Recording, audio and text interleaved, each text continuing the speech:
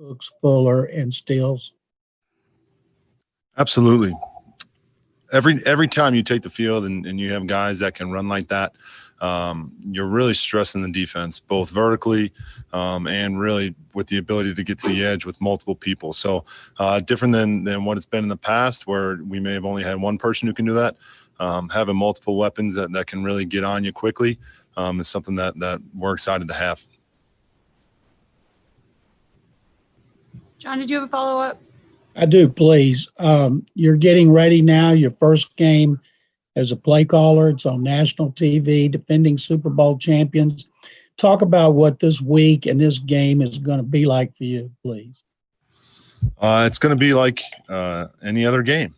Obviously, my role's changed, coming in and being able to call the games. And throughout the time last year, when Coach was the play caller, I would put myself in those situations throughout the week, call the game on the sideline in my own head. Now the only difference is that I'll be on the, coach the quarterback with Deshaun. So looking forward to the opportunity. Been thinking about it. It's I couldn't be more excited to have this chance and looking forward to Thursday night. Aaron Wilson. Hey, Tim. How you doing? Good. How are you? Good. Thank you. Tim, when you guys played them last year, the first time, you ran the football very effectively. You had a physical running game with Carlos Hyde doing a lot of the damage.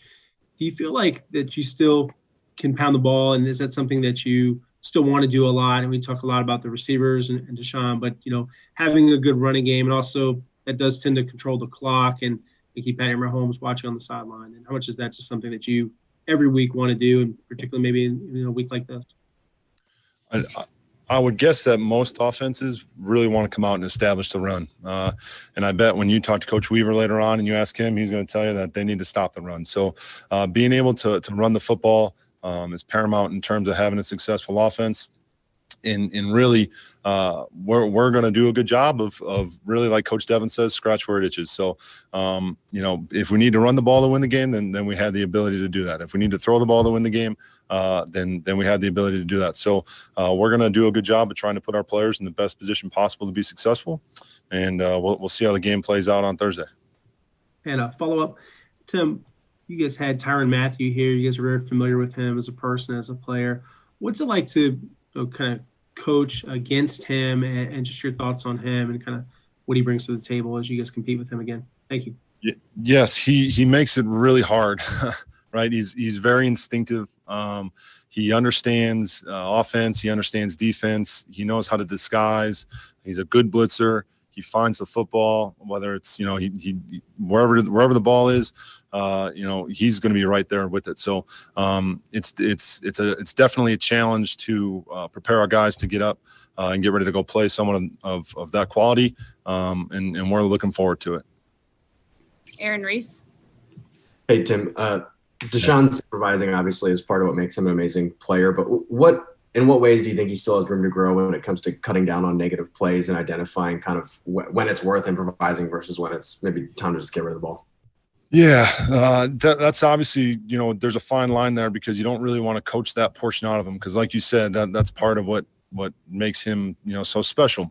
For us, we just need to continue to work on the command of basically the offense, understanding where your outlets are.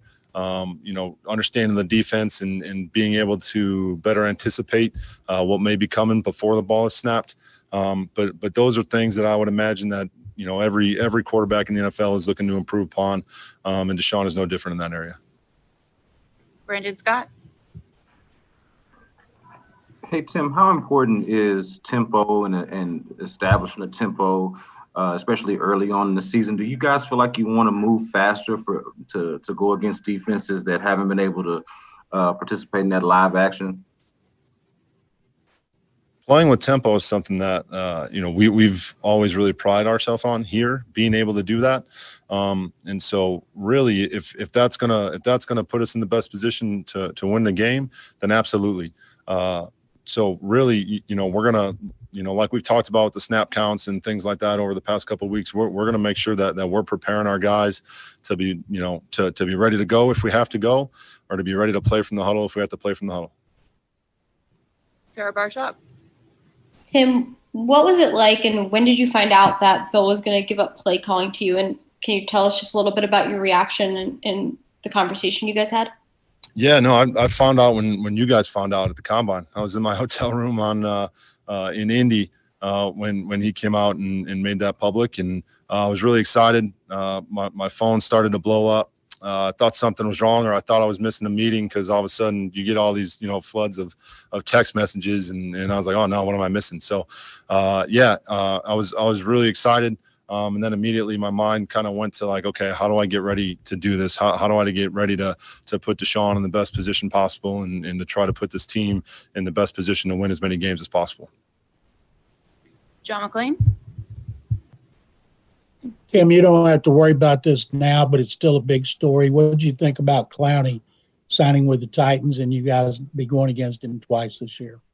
Yeah, I'm more concerned about having to block Chris Jones and Okafor and Frank Clark, and the list goes on and on. So the Chiefs really present enough issues that we're concerning ourselves with now. So we'll cross that bridge when we get to it. I feel bad for my brother though; he's got to go against him in practice. So good luck, Dennis. Aaron Wilson. Yes. Oh, sorry, Tim. Tim, you look at the offensive line and the depth you have. Having guys that are cross-trained that can play center in a pinch, how much do you feel like that added some depth? And how much are you guys glad that you were able to get Greg Mance back to have him on the practice squad? Thank you. Sure. You guys, I'm sure you guys have heard it, but really one of the phrases, especially in that room, is the more you can do. So the more versatility you provide, the more value you have. So having guys that can play center, guard, tackle, really allows you flexibility on the game day roster. And again, having vets, having guys that have played, that are able to step in there in a moment's notice, is something that we're excited to have here as far as our depth in the offensive line room. And then being able to get Greg back is really good. I look forward to continuing to work with Greg. I enjoy working with him. And I'm excited that he's back here with us. Last question for Aaron Reese. You've obviously worked with Bill for a long time, but is there any one who outside of the building or outside of the program who you has play calling experience that you've leaned on and asked questions of as you've gotten adjusted to this role? Sure. Obviously, leaning on Coach. He's done it for a long time. Carl Smith, has called plays in the NFL for a long time. I would always pick his brain, still do. It's just not in person. It's over Zoom. But yeah, really lean on those two guys, and just John Perry, even though he hasn't called plays in the NFL, he's called plays in college. So being able to just kind of talk to those guys a little bit about the flow of it, and just kind of picking their brains, walking them through kind of where I'm at in terms of mentally preparing and how I would handle a certain situation or what I would do here, has been good. It's always good to be able to bounce ideas off people that know what you're talking about. So those are three guys that I would say I definitely have leaned on over the past year or so. Great. Thanks, Tim. Thank you, guys. Anthony will be up shortly.